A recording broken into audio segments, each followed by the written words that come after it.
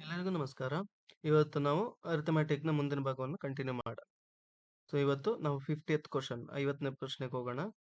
ಏನ್ ಕೇಳಿದ್ದಾರೆ? 5% of 10% of 175 ಅಂತ ಕೇಳಿದ್ದಾರೆ. ಸೊ 5% ಆಫ್ ಅಂದ್ರೆ 5/100 ಇಂಟು ಅದ್ರದ್ದು 10% ಆಫ್ ಮತ್ತೆ 10/100 ಆಫ್ 75 ಅಂದ್ರೆ ಇಂಟು 175 ಮಾಡಬೇಕು. ಓಕೆನಾ? ಸೊ ಈಗ ನಮಗೆ ಇಲ್ಲಿ 10 0 0 ಕ್ಯಾನ್ಸಲ್ ಆಗುತ್ತೆ.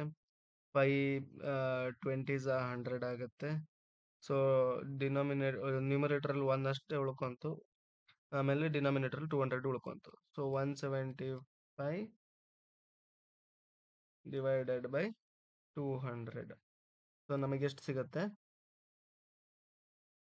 1 ಗಿಂತ ಕಮ್ಮಿ ಸಿಗ್ಬೇಕಲ್ವಾ? So 0.875 is the answer.